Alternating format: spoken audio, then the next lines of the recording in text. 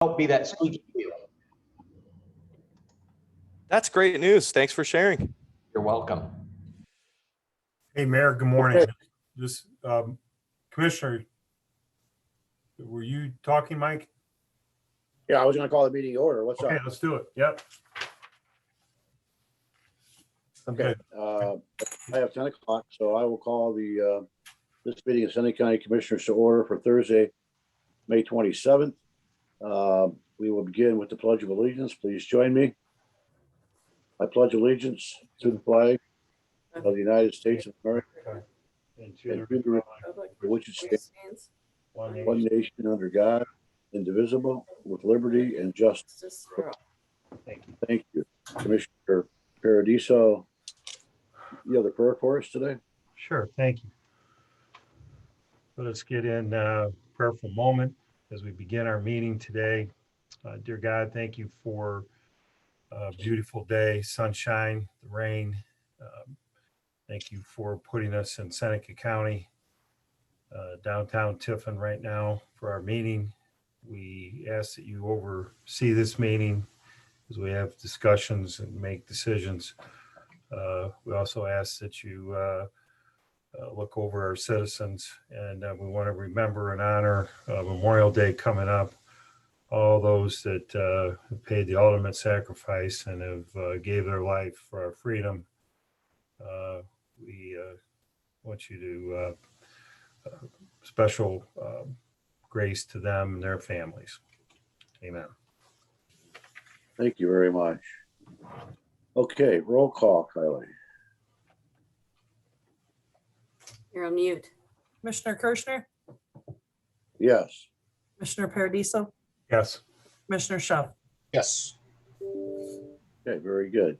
So I do need a motion to accept the digital audio video recording of our previous session held a week ago on May the 20th.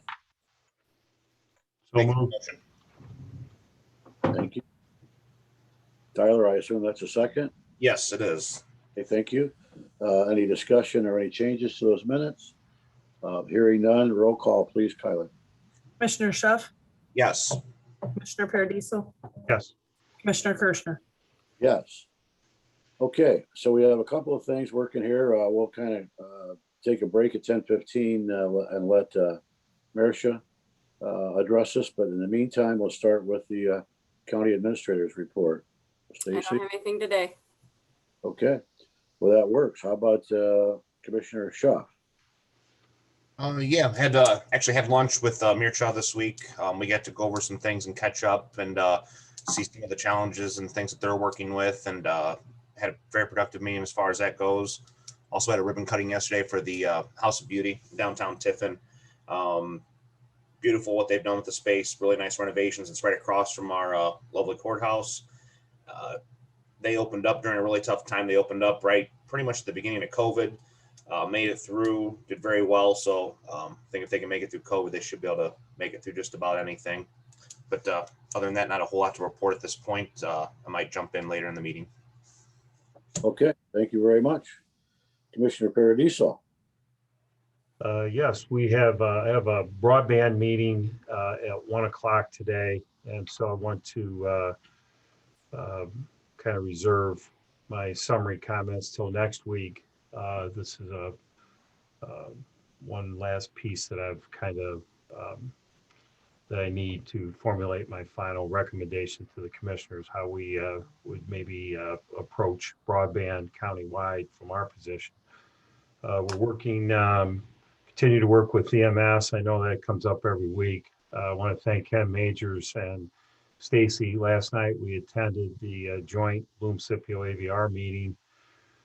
We had some great discussion with all the coordinators, board members, and the three of us representing the county and our side of things. I thought it was very productive, and I just wanted to report back that I appreciate everyone's efforts and input and cooperation, because it was a driving home. I felt pretty good about it.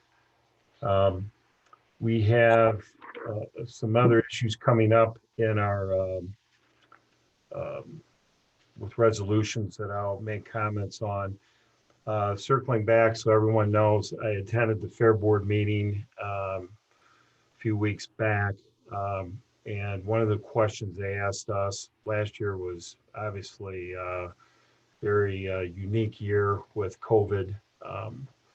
They've made a request to use our building there in the center of the fairgrounds. They've also asked us for some EMS help. We've discussed that internally, so I'll be getting back with the Fair Board with the county stance on that. So I just want everybody to know we're not letting it, we're not forgetting about them.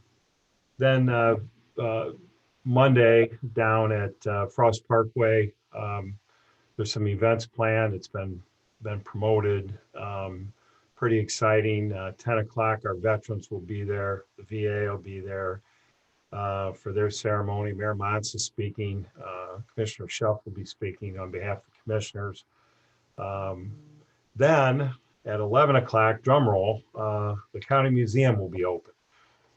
So the museum will be open on Monday, I think from 11 to 4 or 5.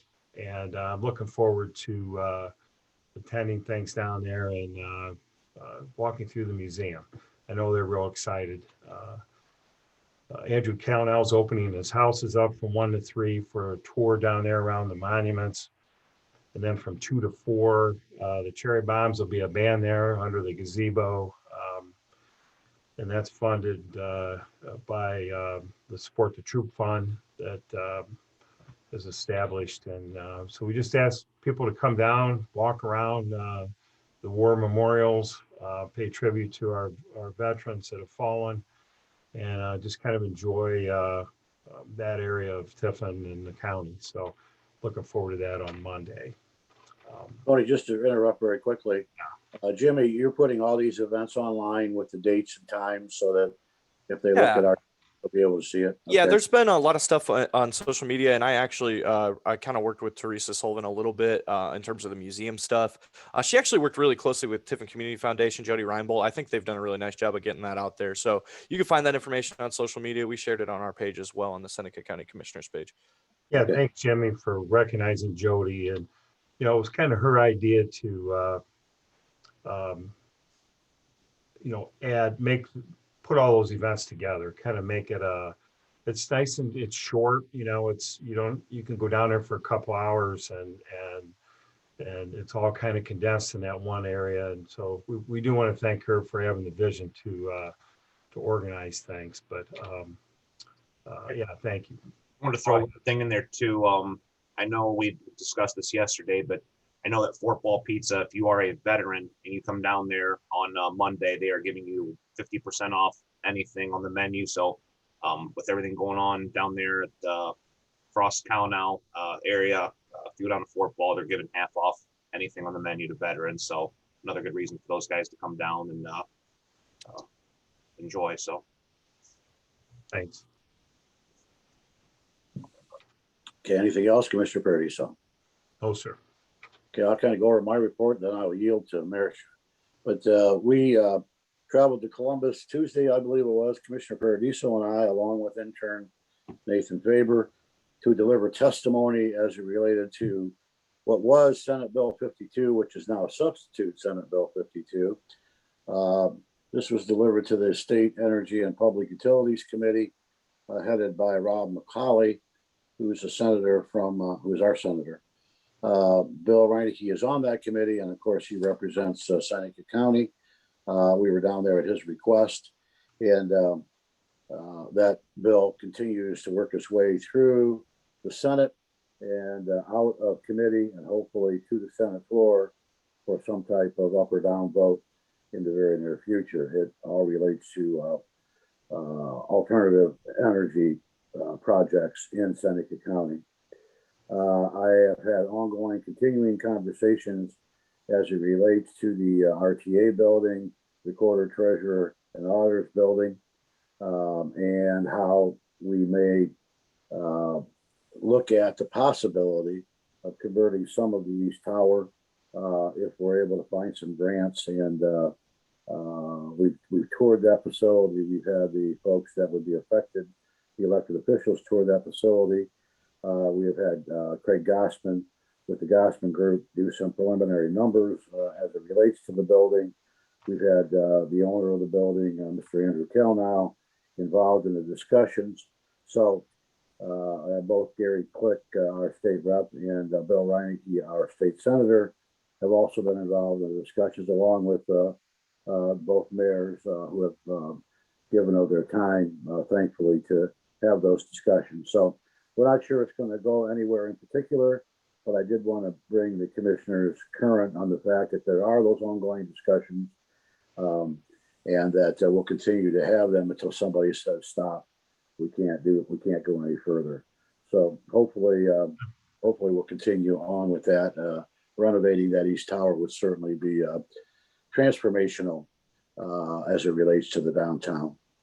I also have to give a shout out to Julie Atkins and Paul Harrison on their work with the Board of Revisions.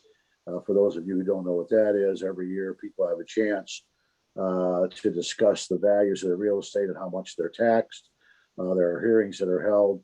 So far, there have been, I think, 3 days of hearings. Today is at least the fourth day, but that's an all-day conversation. They work very hard at it. Shelley from Julie's office and Elizabeth do a lot of work in preparation for this. And our counsel on this is another Shelley. I don't know her last name, but she also has a great deal of input. But it takes a whole lot more time than people think to do some of these things. And this is a lot of work for both Julie and Paul. And I just wanted to give them a bit of a shout out. There will be tonight a meeting that Commissioner Schuff will be attending as it relates to also some progress and hopefully some of the downtown areas. So that has pretty much been the week so far. Who knows what's going to happen next, but that's where we're at. So I talked long enough, Marcia, to almost get to 10:15, and I'll let you have the floor at this point. Hey, good morning, commissioners. Thank you for having me. I do have a short update about Ottawa County merger. The plans have been submitted to the state, but an official decision haven't been made yet.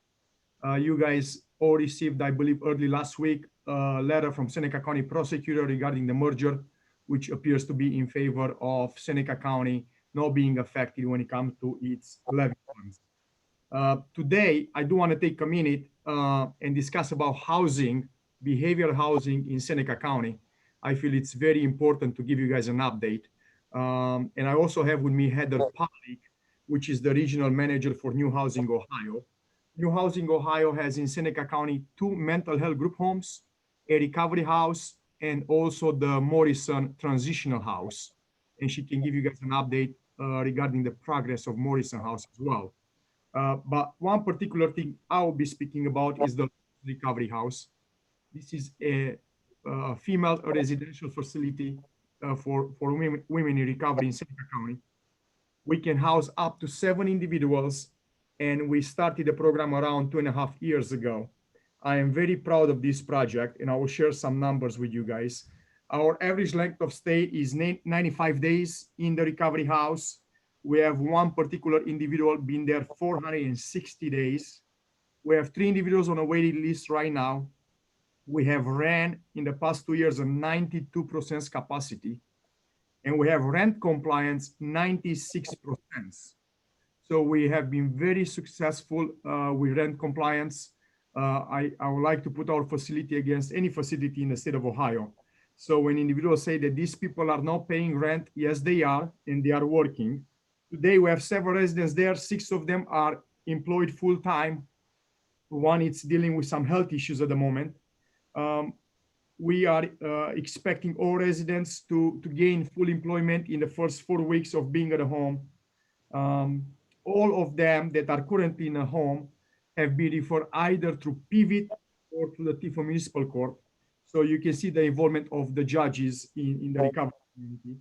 And the individuals in the home right now previously have been placed at the Seneca County Juvenile Court, at the jail, at Crossway, or were referred by the Seneca County APA. Again, we are very, very proud of this project. They were able to start in Tiffin and Seneca County. approximately 2.5 years ago. It's been a very successful program. There were a few stories actually, I believe this week or last week, about some of our residents in the local newspaper. And again, hopefully we can expand our recovery housing opportunities in the near future. I know this is one of the board's goal, but when you have a program that's so successful and you can collect rent at 96%, it's self-sufficient program. So I want the taxpayers and you guys as commissioners to know this is a self-sufficient recovery house that we have in Seneca County. At this time, Heather, please, if you want to take the floor, unmute yourself and give a few updates regarding your facilities, please. Well, thank you, Mircea. That's a hard one to follow. Thank you, commissioners, for having me today. My name is Heather Pollock. I am currently overseeing the mental health homes, the two, one on Clay and Wentz. The Clay Street is an 8-hour group facility and Wentz is a 24-hour facility. They are both full, or both one bed away from being full. One in Clay is a male bed, one in Wentz is a female and or male bed. They're very calm and pretty well run right now. Morrison House update. It's coming along. As you know, with the COVID, there's been some shortages in lumber and some delays in shipping for some of our bigger items like windows and doors because they had to be specially made. But they are coming along. They are expecting, I just spoke with our maintenance today, to be open end of July.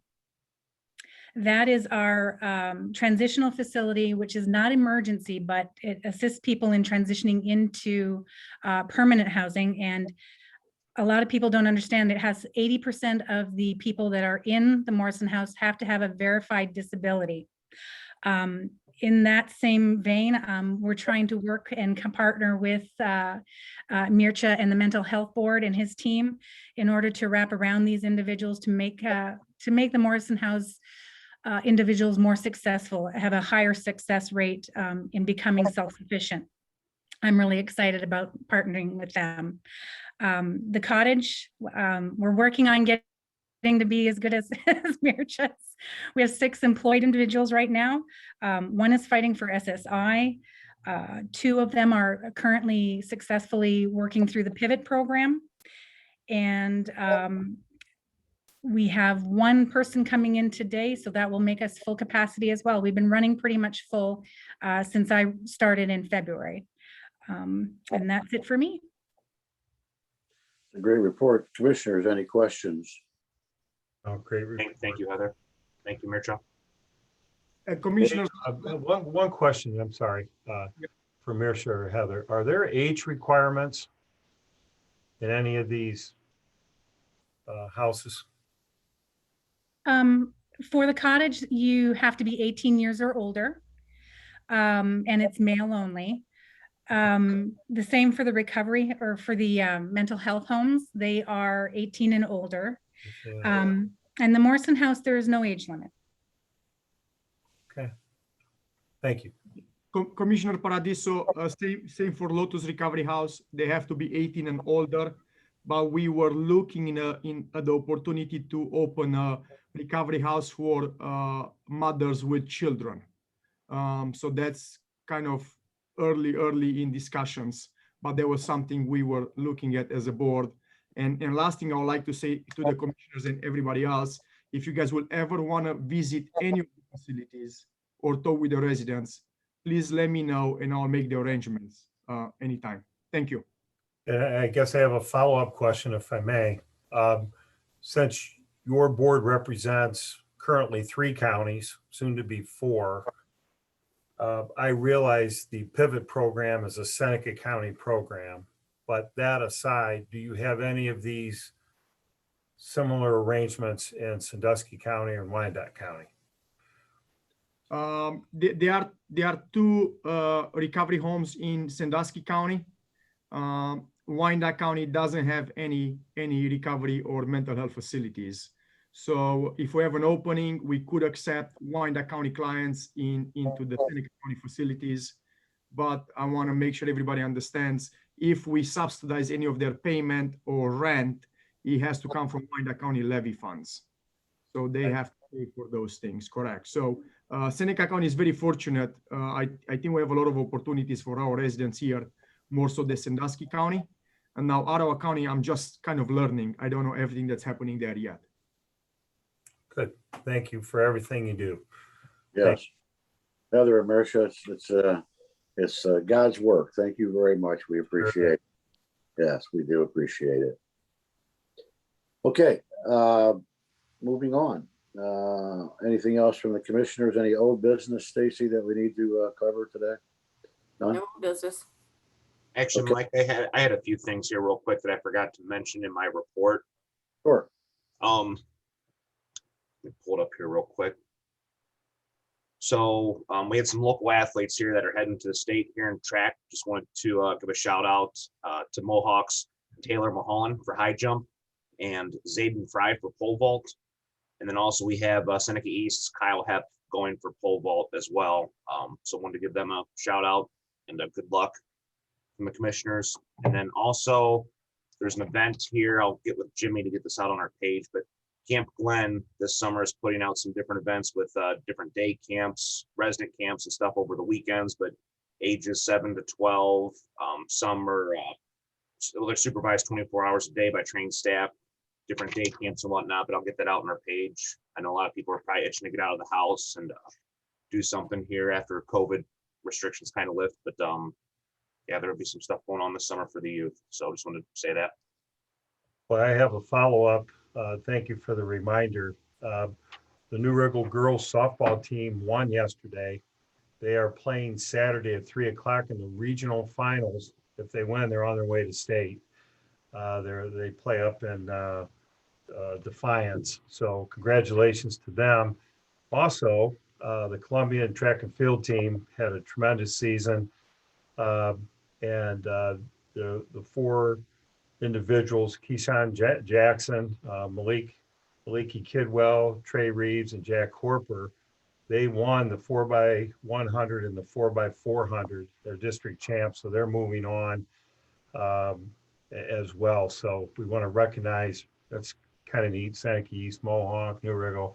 I love it. You know, the county's well represented, you know, in the region and that state. So thanks for bringing that up. We've got some really great athletes coming out of Seneca County with state championship volleyball team, wrestling, the track people. I mean, it's impressive, some of the young athletes we have here in the county. So very proud. Well, Your Honor, Mayor Monch, I see you're online. I don't know if you're busy with something else, but if you're available, maybe you can kind of give us an update on what's happened in the city. I know that you're real proud of the fact that the 4th of July fireworks looks like it's going to be quite an extravaganza. And you have some news about the pool. It might be old news now, but we could probably put it on our site as well. So I'm not sure if you're available, but I see you just got off mute, so you are. Why don't you bring us up to date what's happening in the city? Sure. Thank you, Commissioner. Didn't prepare anything, but I can go off the top of my head quickly on a few things. I know we had talked before the meeting began about the Quiet Zone project. That is a railroad safety corridor improvement project that is reducing the threat risk at our crossings. So all of the crossings within the city of Tiffin were rated excessive, essentially, for what safety measures call for. So working with several entities, mainly CSX, the Ohio Rail Development Commission, and the Federal Rail Authority, we're making upgrades at our railroad crossings to make them much safer. The nice part is this is a project that's probably going to cost somewhere around 3.5 million, maybe more. And we're putting in somewhere under 10% of the whole cost of the project with the city. And what happens is our crossings become much safer for pedestrians and vehicles. And then the other side of that is we're going to be able to have a quiet zone for the entire city, meaning there will no longer be train whistles or horns, whatever you call them, sounding as the trains go through Tiffin. You may not realize it, but we average a train horn sounding in Tiffin once every 3 minutes with the amount of traffic that is out there. So for those that live very close to the tracks, it's obviously quite annoying. And for those that even live further in the distance, you can hear train horns throughout the community. So these will end soon. The engineer, the driver of that train still has the right to not blow the or has the right to blow the horn if he sees a problem. If kids are playing on the tracks, which of course they never should, it's highly illegal. If he sees deer on the tracks, dogs, something like that, they can still blow the horn. It's not saying they can't in any situation, but this should end about 99% of the train horns that we have in the community. Which other communities that have implemented this, it raises property values, makes the community more just nicer for families that are looking to locate there, helps businesses, et cetera. So we have a lot of positive feedback. So that's why we're doing it. And it's really not costing us much money at all here locally, which is wonderful as well. So other than that, street paving is going hot and heavy throughout the community. Council did pass a resolution just at their last meeting last week to include the streets that we had grant funding for. So we're going to be paving for the next few months.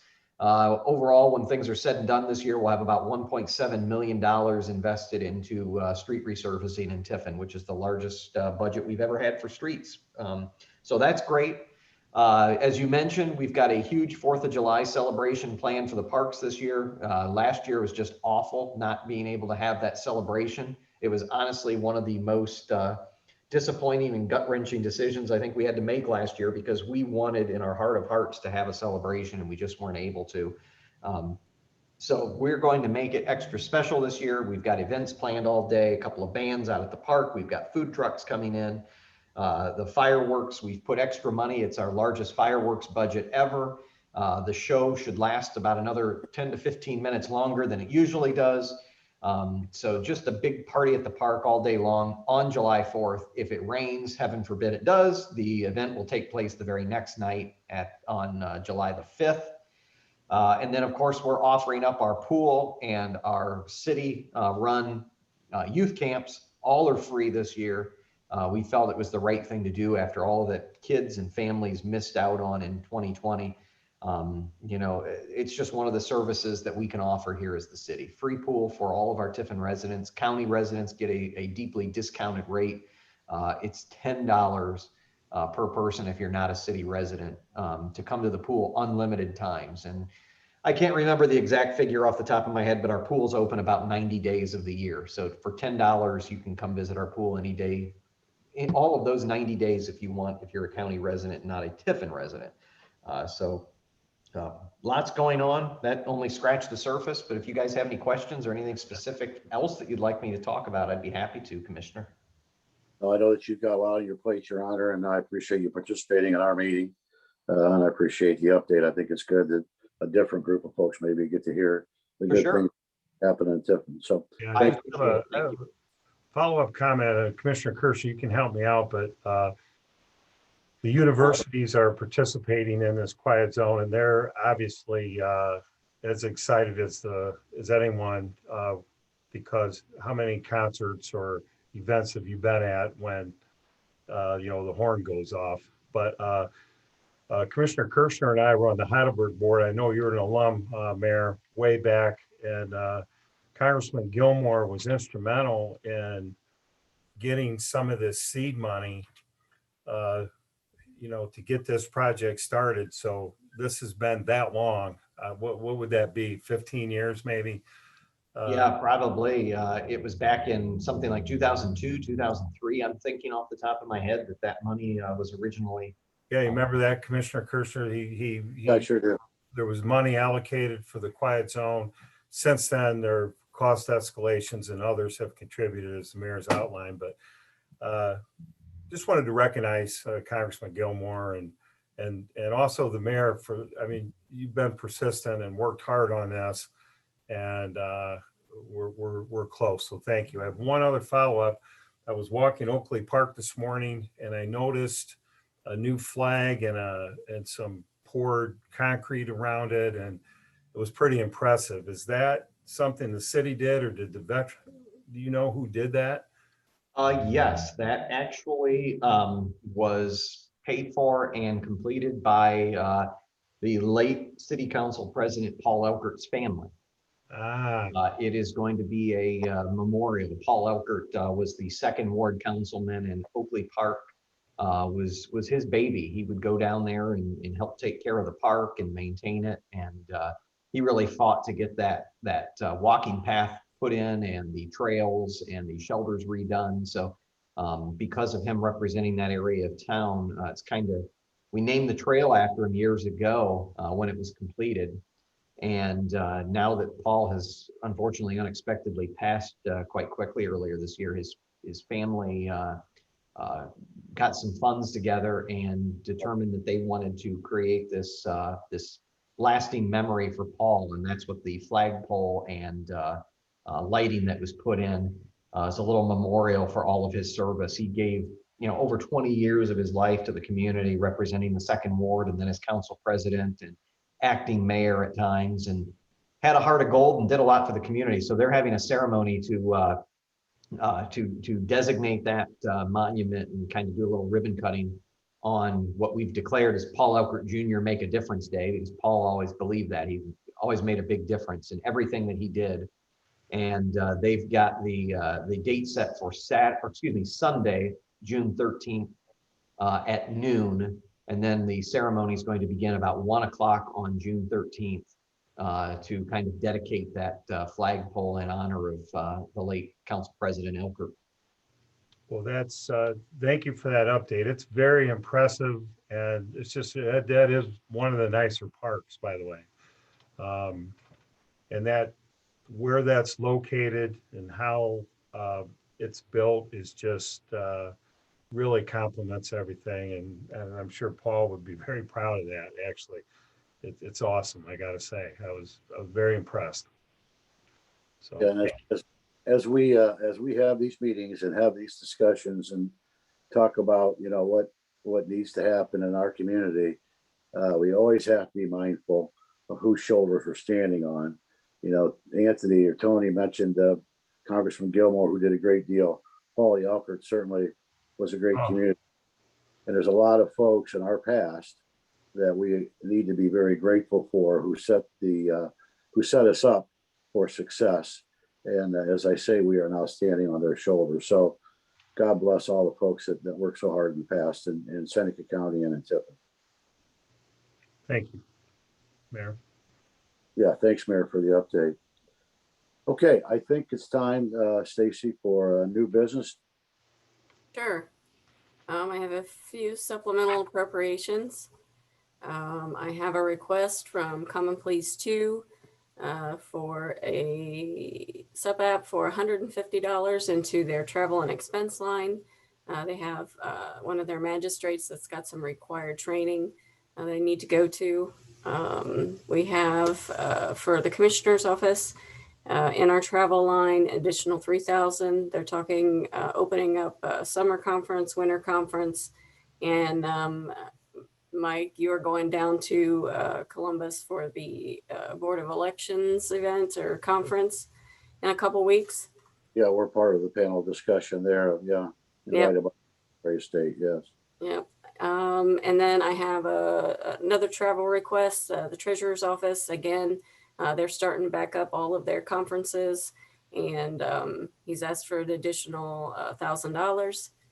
I also have another request from the treasurer's office for equipment. This is for computers.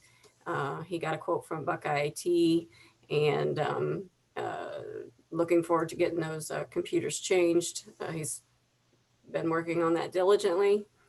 I have a request from the sheriff's office for the Drug Driving Enforcement Fund. It's the grant they received. Need an additional $4,000 into salaries and $84 into workers' compensation. I have a resolution authorizing the contract with Pictometry International Corporation for the digital aerial photography of Seneca County on behalf of the Seneca County Auditor's Office. And then I have a resolution addressing Seneca County Anti-Displacement and Relocation Plan for all community development block grant programs, authorizing Mike Kirshner, president, to sign. And Charlene is on to answer any questions you have about that. Okay, Yes. gentlemen, any questions about any of the new business items? Yeah, I just had a question. Maybe Charlene, you could comment briefly. I read the resolution. I was a little confused with regard to the community block grant. This is a requirement and I'm okay with it, but Charlene, could you briefly explain our discussion? Sure. Thank you, Commissioner Paradiso. Per the requirements of the Community Development Block Grant, every application is required to submit a displacement and relocation plan. And a displacement and relocation plan, we've never had to use it to my knowledge under the CDBG grant, but we have to submit it. What that does is it states that if we're going to do a project that would displace a low to moderate income family, we would rehouse them and then get them back into where they need to be. The best way I can explain it, and I gave Commissioner Paradiso an example of having to do some modifications to a home for lead-based paint. If it affects the whole house, the family would have to be relocated for a short period of time while that remediation is taking place. And then we put the family back in, the county would have to pay for that from the CDBG funds. Another type of activity would be a demolition or conversion of a residence or a building that people are living in. So if we had to demo the building and there were people living in it, we have to relocate them and then potentially put them into a unit or rebuild a unit that holds LMI people, low to moderate income families. So it's just a requirement, but we've never had to actually do this. So that is the best way. Does anybody have any other questions I can answer about it? Okay, and then next week you'll be following up with more resolutions to complete this paperwork, right? Yes, that is correct. So everything should be to Stacy and Kylie tomorrow afternoon. There'll be some administration, the project, the CDIS approvals, fair housing, and labor compliance resolutions that'll be coming through. And we have a public hearing next week as well for the final public hearing. So it's just 'tis the season for CDBG. So this is normal. We're kind of used to it. But I also tend to forget that we have new commissioners, not that forget that you're new, but that you've never been through the process before. So getting you up to par on what's going on, it takes a minute, but I'll explain everything that we're doing next week very thoroughly during that meeting. Okay, thank you. Yeah, thank you. Thank you, Charlene. Okay, any other questions regarding the new business? Hearing none, I will accept the motion to approve the new business items. So moved. Thank you. Second. Thank you. Kylie, please. Commissioner Schuff, Yes. Commissioner Paradiso, Yes. Commissioner Kirschner. Yes. Okay, do we have Highbridge on the line today? Any updates from anyone at Highbridge? Hello, good morning, commissioners. Good Thanks for morning. the time. Mike. Always good to see you. Thanks for the opportunity. There's a couple of things percolating out there that we wanted to update you on. First and foremost, there is still some consideration happening in the General Assembly about the extension of the ability to do virtual meetings. There has been a bill that has just been introduced, as we've talked about before. There is some consideration. We understand that that may be amended into the state budget to extend that a little bit longer. We expect the Senate version of the budget to be unveiled as soon as next Tuesday. So we'll look for that and we'll look to see if that provision is in there and we'll keep you posted. There's a few more steps along the way before the budget is finalized by the end of June, but that extension beyond July 1st has not happened just yet. So we will keep you apprised of that. Secondly, there has been some discussion, as you know, over the past several weeks regarding township funding through the American Rescue Plan. I believe you may know this already, but just in case, the Ohio Township Association put out word earlier this week, as did the U.S. Department of Treasury, with some guidance that basically that they were going to leave it up to the state. And what's happening here, there's a term in the code. I'm looking at my note here that Ohio is considered a weak minor civil division state. which means that the township funding would need to be decided by the state of Ohio. So they have, the federal government has squarely put that decision with Governor Mike DeWine and his administration as to whether or not to define townships as part of the American Rescue Plan. This all just was happening through the Treasury guidance that was just unveiled in the last few days.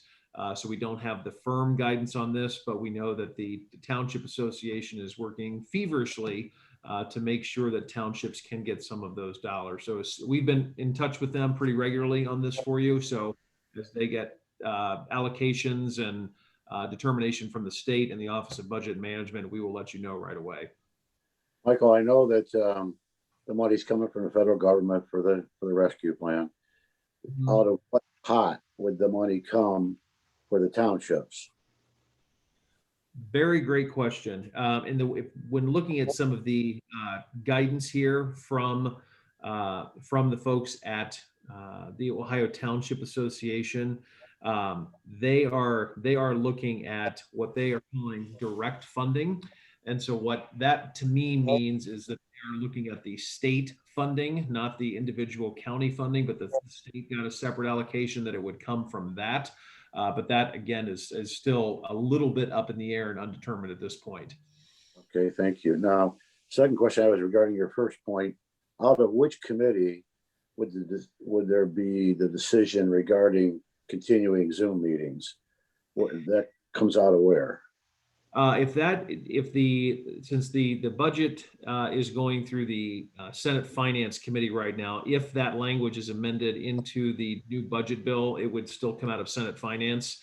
The bill that is looking for the full extension is House Bill 43, which is in the House Government and Oversight Committee. They're the ones that have at least started the process, but over in the Senate, it would probably be Senate Finance. Do you suppose they want any testimony on that, or they're just kind of working their way through? I think they're just kind of working their way through. There will be another opportunity for testimony next week after the second when the substitute bill is dropped. If you would like us to provide or draft up some testimony to provide on your behalf. I don't think there's any real passion. I don't think there's any real passion about this one way or the other. Sure. I think my only comment would be, it would be nice to have the option in the event that commissioners are traveling or, maybe not able to get to the office, but able to get to a computer. So sure. I think it would be a great option to continue, but it's not the end of the world if it's not. Understood. We'll let you know as things proceed here in the next few days for sure. Very good. Thank you very much. Okay. Miss Audrey, I see your smiling face. Hello, good morning, everyone. Just two things from me today from our office. One, don't forget, again, the TCP Annual Meeting is a week from today over at East Green at 6 p.m. I dropped the link in the chat there, and you can also find it at tiffinseneca.org or on our Facebook page. It is free to register, but that just makes sure that we'll have a chair for you, and so it gives us an idea of how many people will be coming. I don't know if I've said in the past weeks, but we are going to have food trucks around the area. And remember, we are also in the Dora area, so you can bring a drink with you down while you're listening in. So come join us for that. That'll be really exciting. We have some great speakers, and you can hear about everything that has gone on in the last year. So very fun. And then also wanted to make sure everyone saw, we just announced yesterday that a report just came out from Heritage Ohio that ranked downtown Tiffin very highly across all different kinds of sectors for investment and jobs and new businesses and projects. We were ranked second in several of those areas. So wanted to congratulate Amy Reinhardt, our team member, as well as all the volunteers and businesses and committee members, everyone that helps to work to make downtown an amazing place.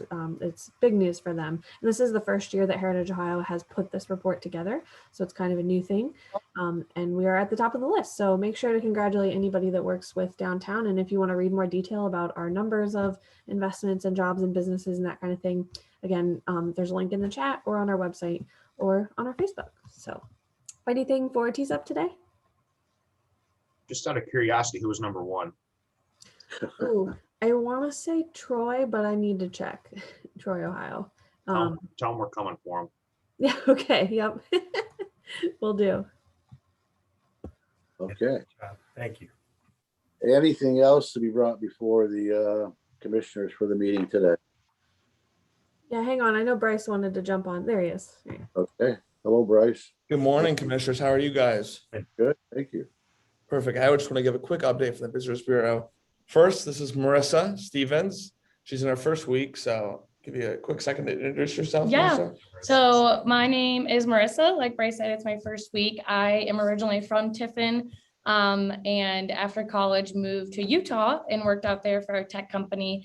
And then this opportunity became available and interviewed and was fortunate enough to get the job. And so now I'm back, and it's great to be back in Seneca County and around family and friends. And I'm excited to work with all of you in the future too. Welcome, Marissa. Welcome. Thank you. I want to give a quick update for Visitors Bureau. Last week, we had our first bus tour back in the community. Over 40 folks from Cleveland that shopped at Ralph Story Living, Hawks Crystal, Pioneer Mill, the American Civil War Museum of Ohio, and then also got a step on tour by Teresa Sullivan, the museum director. One of those things we knew, most of the folks plan their schedules early in the year, and so it was either we picked up new buses for next year, or we got lucky that we picked up some additional buses. I'm happy to report that from their experience they had last week, they've already contacted me and said, hey, we're going to come back July 16th. So we actually took the place of another community that wasn't so put together. So that it was obviously a good first impression. So excited to have 40 more folks back in our community. And then secondly, our visitors guides are now out. I dropped them off at the commissioner's office earlier this week. And also every small business in downtown Tiffin and the remaining community, we've gotten those out. And as mentioned, here you guys are on the first page, but I just want to thank you for your support. Okay. Great job, you guys. Thank you. Thank you so much. Any questions for us? Worked yesterday. Thank you. Okay.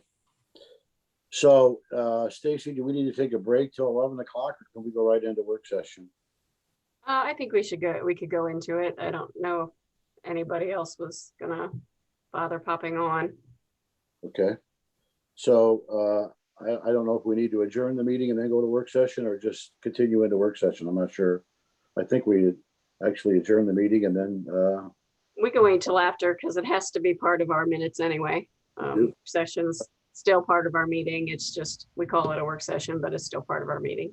okay, well, let's so anyone who wishes to stay on is certainly welcome. It's a public meeting. This is going to be kind of maybe down into the weeds a little bit about some thoughts about the American Rescue Plan money and some other considerations that we're going to talk about. Most of the things we can't talk about unless we're in session for the three of us. So this gives us an opportunity to kind of hash over things and do it under the proper sunshine laws. So again, you're welcome to stay on, but you don't have to if you don't want. Okay, so the first topic, Stacy. Yes, so last time we talked about it, you kind of asked about maybe putting it into some sort of categories, and struggled a little bit just finding categories. And then Tuesday, NACO, the National Association of Counties, put on a seminar webinar that was actually really good. They had the federal on there, and they were getting more into some of these frequently asked questions that were coming in. And they had put a sheet together to break down some of these actually into categories. So, no sense recreating the wheel.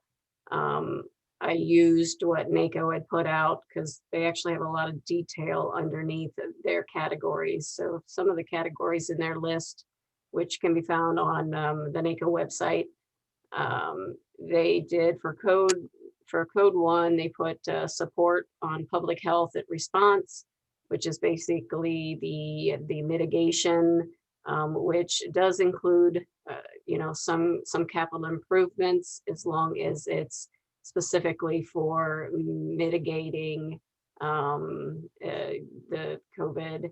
So I guess I'm thinking more like and these are just small projects that I'm trying to think of, like the auditor's office had done, recorder in the treasurer's office putting in windows.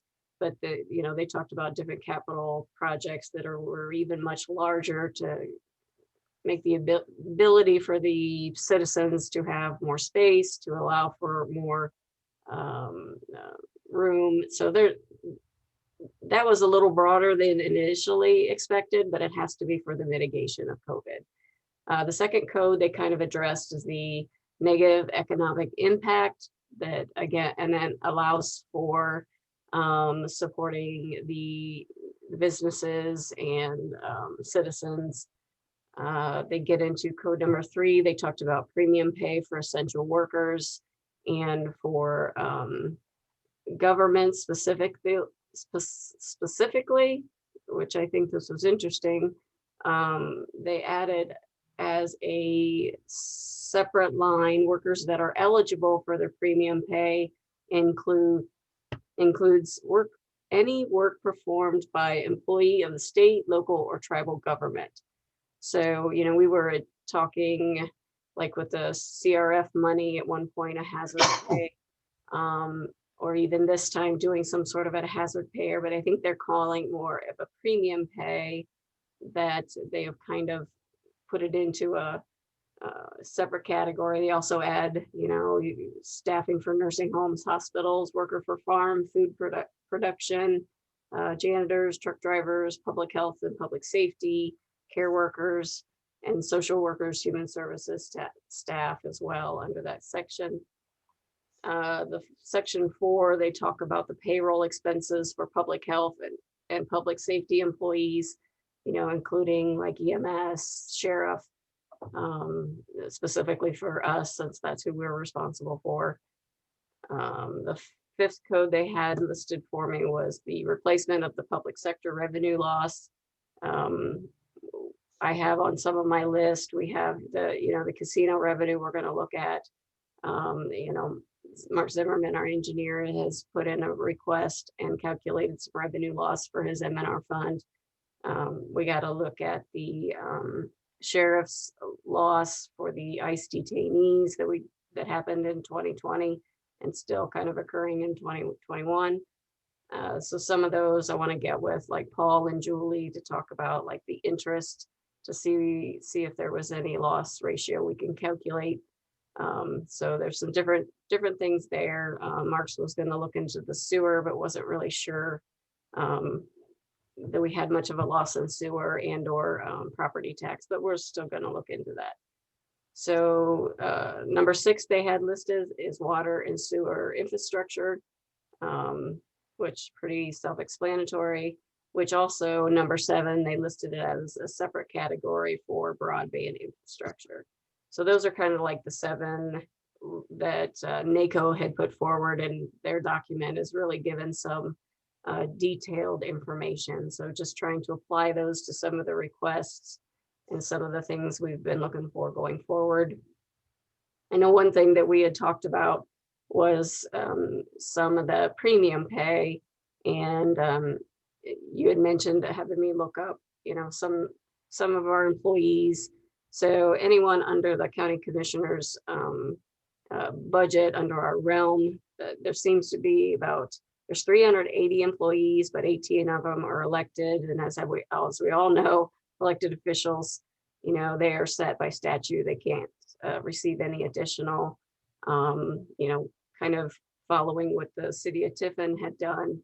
Maybe a thought would be to offer, $2,000 to each employee. If we stick to that rate with 362 employees with 724,000, I think that would be a great for the employees. I mean, they've been through a lot. They're still going through it. And, as much as safety services was out on the front line, even all of the county employees had to endure changes and different things. So I think with the premium pay, and especially the category they threw in there, it is most definitely allowed. So let me just do a bigger picture thing here very quickly.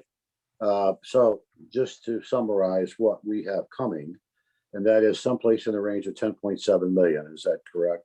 Yes, we received the 5.3 last week. And we had talked about doing something for staff when we originally had this conversation in the range of 10% of that amount.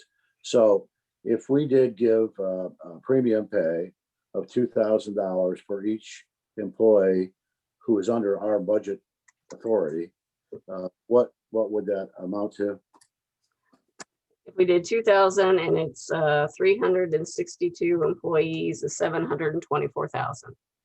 Okay, so that is well within the range of what we were talking about setting aside. And then we're going to also look at some additional items related to employees as we have further discussions. So are we in a position to make that first step now?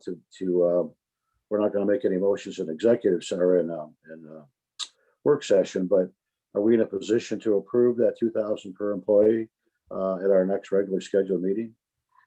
I would say you could. We have to wait till Budget Commission certifies the revenue, which their next meeting is the 2nd. So it would be kind of rushed to get it prepared for the 3rd. So it will probably be June 10th before we could get our funding in place. So I don't know if you want to pick a date, just, June or July 1st, or, the last week in June, just to make sure we have all of the money in place. We could do that. Yeah, well, let's, okay. So you think the 10th is too soon?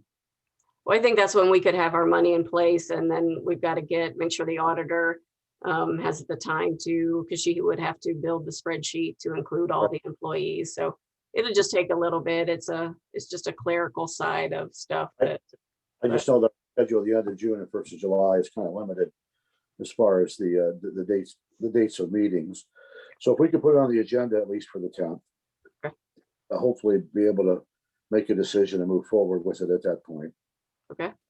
But are there any objections, Tony or Tyler, as it relates to premium pay of 2,000 per?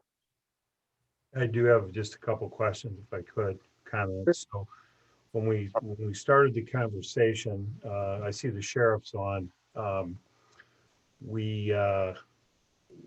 In my head, we were talking about, in your case, Sheriff, the people that work back in the jail, EMS, others. We're now expanding that to all employees, which we're eligible to do. Okay, I'm not against it. I just have a couple questions. So people that worked last year that don't work this year, that aren't here anymore, they're obviously not part of this, right? So it's anybody that is on the county payroll at the time we do this. I'm assuming that's right. Correct. Okay. Yep. So with that said, I mean, part of me is the sooner we do it, the better, because the people that are here now, most of them would have been here last year, and right. I mean, the longer we go, the more turnover we're going to have. Well, hopefully they'll stay. And then when you say 724,000, do we have? Yeah, hopefully they stay. Yeah.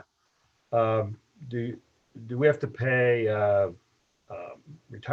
are there taxes and everything on top of that, PERS, or how does that work? Yeah, the auditor's office is checking, but they're pretty sure it's non-pensionable, so the PERS won't come out of the additional, that it's non-pensionable.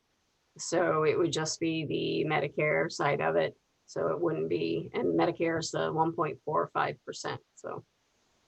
Okay. And this, go ahead, Commissioner. But the auditor will that's one of the reasons that they need to certify, because they will certify whatever that gross number is to us, because it will be more than the 700. Okay. Yeah, they'll certify the final number. Then this bypasses the electeds then, right? This goes directly to all the employees. Yes, this will come straight out of the newly created fund, the ARP fund that we created, fund number 1018. Okay. And we just picked 2,000 as, that's your recommendation? And I just kind of took that from the city. They did for their employees. You know, I think they did 2,000 for their public safety. So I just kind of followed the city. Yeah, so I think in summary, I like it. I'm okay with it. Well, in conversations, Commissioner Purdy, so with a couple other county commissioners, different counties, they're all going to do something. I don't know that the number's going to be the same, or I don't know that the disbursement's going to be the same. But I do know that there's a lot of discussion that they're going to do something as it relates to staff as a premium payment for 2020. Yes, I've spoken with several as well. And yeah, I'm good. I don't know if Commissioner Schuff has anything to comment on, but thank you, Stacy, for clarification. Yeah, I'm fine with Stacy's recommendation. We've had time to kind of digest this and think it over, and our employees do deserve this. But I was going to say, I'm glad you brought up some of the questions that you did, Commissioner Paradiso. I don't, as far as the electeds go, I don't think we should be looped in that group as far as any of those monies go. I'm comfortable with it. Okay, Stacy, continue if you will. Okay, so some of the requests that we had received, obviously I started putting the codes into. Not sure how much detail you want to get into. I think some of the priorities that we had kind of talked about during the coronavirus relief funds. You know, we took care of a lot of the buildings, trying to get some of the cleaning, the you know, like I said, the windows and stuff. Sheriff's office was not. We just couldn't get the jobs done by our deadline, so kind of the sheriff's office was kind of put back on a back burner because it was a little more. You know, so I know Sheriff has a lot of requests, and he sent us some quotes, trying to figure out what some of those projects would be allowable under that grant that GL Cap is going to go for. But I think that was one, you know, priority in this list, at least from things we've talked about before, that, you know, these would clearly, the mitigation, getting some of these things taken care of would fall under that mitigation part. But I think there are two things that I think that the commissioners, all of us, have agreed. One is that our priorities in the county relate around law enforcement and ambulance services, safety services. Those are, you know, at the top of the list when it comes to making sure that we secure those. And two is that whatever we do with this money, we need to make sure as we can that it doesn't cause recurring expense. In other words, you know, what we don't want to do is hire, and I'll use Jeannie. We don't want to hire 2 more people at the clerk's office. I know she doesn't want to do that with this money because yeah, we have it now to do, but then 2 years from now, we would have to fund it through the county. So whatever we do, as many times as possible, we want to bring things current. We want to get people at the salary levels they need to be.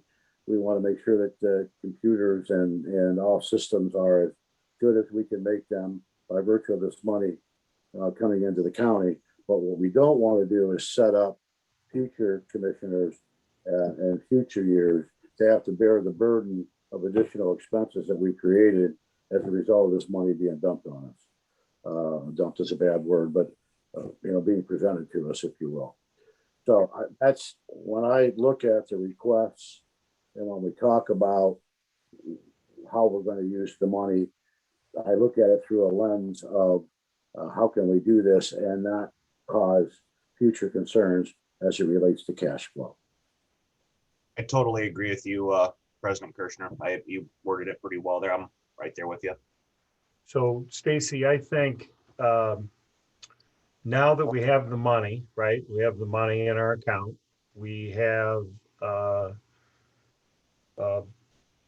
more clear guidance, if that's a proper English. Yep, and it's ongoing. They've got, It's ongoing. I think we can attack this, and I don't, for lack of a better explanation, maybe do some obvious things or some low fruit, as I would say. Taking a slice and distributing it out to our employees is I think very good. With regards to the sheriff, I see he's on. He's worked hard with,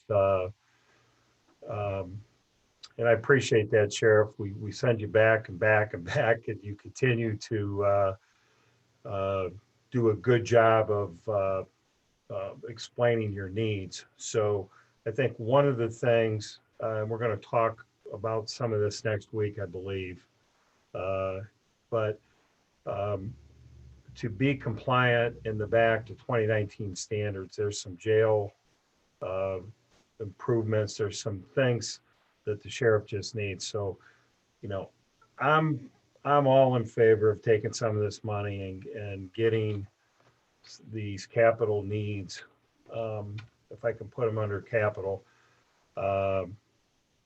taken care of. These are one-time things, and they're improvements that need to be done. Now that we have the money, I'm not sure what that total amount is. Maybe, next meeting we could have some amount, Stace, that you and the sheriff work out, but yeah, we're still trying to figure out what's going to be allowable under that. Okay, yeah, under so that grant, and that to me would be kind of the next thing we would attack. Yep. Because there's lead time to that, and we kind of need to. So I'm good with that. Well, I think Commissioner Brady's on me. Things off the top. I think that our intention is to fulfill the capital needs that the sheriff has. Hopefully, some of it's covered by the grant, but if it's not, we've committed to do those things that he needs to have done out there, and it's a significant number. We can talk about it next week, but that is a high priority, and we need to bring that. And we're willing to fund it.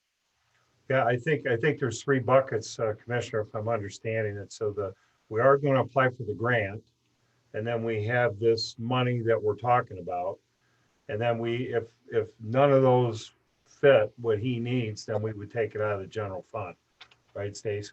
Yeah. I think that, But Sheriff, we're committed to those capital projects and getting that facility updated. So I'm good with that. yeah, and I think beyond that, Commissioner, we've had some reviews by the sheriff bringing us up to date on what's going on, et cetera. And beyond that, I think we're probably also very near a good position to approve some additional folks as it relates to the jail and detention area, incarceration area, because it looks as though some additional money is going to be generated by virtue of some ICE prisoners. And it's kind of the cart and the horse. I know the sheriff has brought that to us, but in order to get those folks, the improvements have to be made.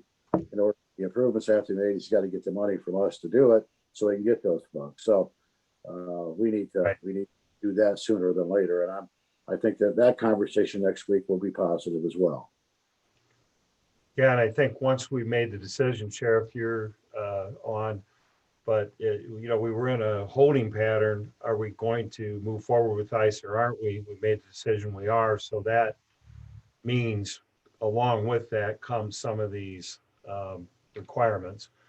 And so we need to front the money. We need to do this in advance to obviously get our facility in a position to continue to accept ICE. We call them prisoners. Is that the right word? Detainees. Detainees. Yeah, detainees. Thank you. I'm sorry. I knew that wasn't right, so I'll stand corrected. Thank you. We're working a little bit, Commissioner, on some EMS concepts. We're not quite ready. We need to, take the 10,000 foot view, bring that down.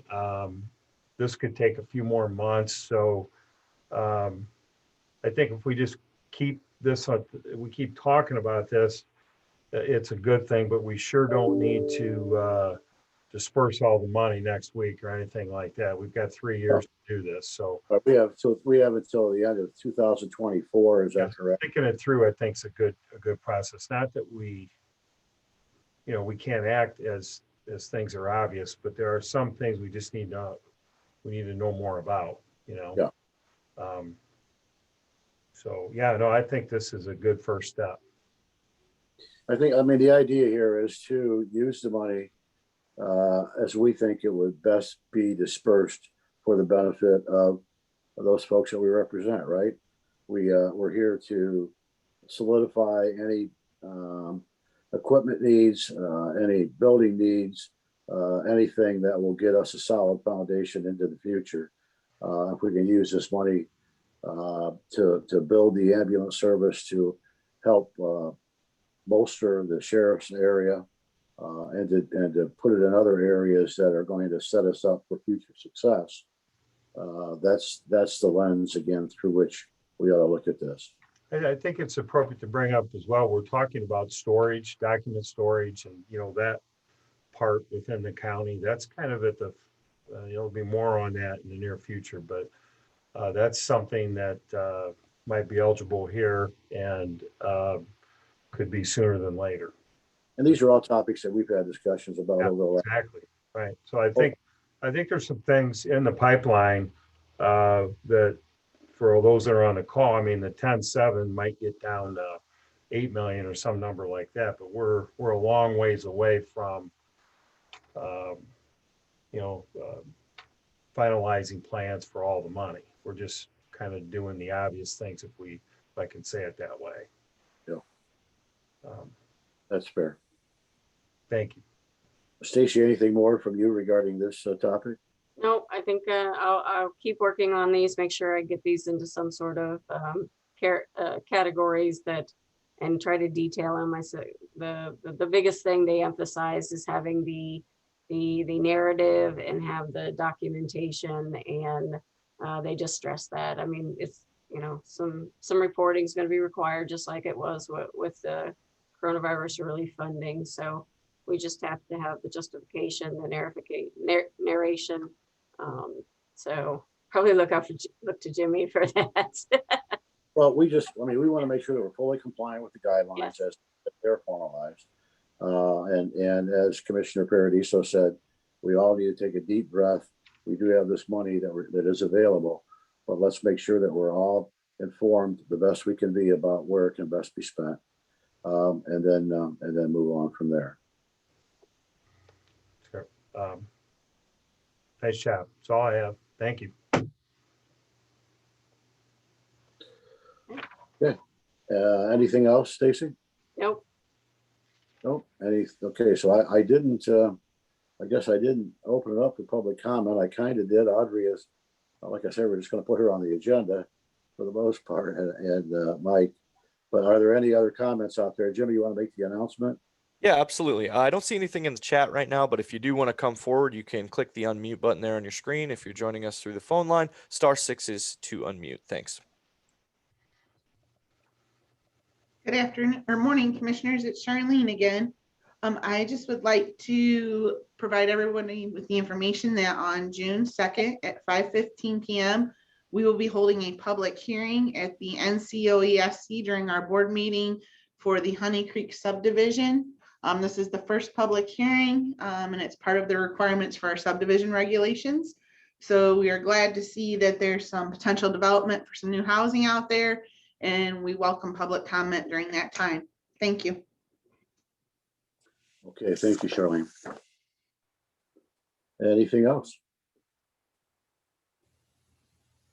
Hearing nothing, I will adjourn this meeting at 11:13 a.m. on Thursday, May 27th. Thank you all, and God bless.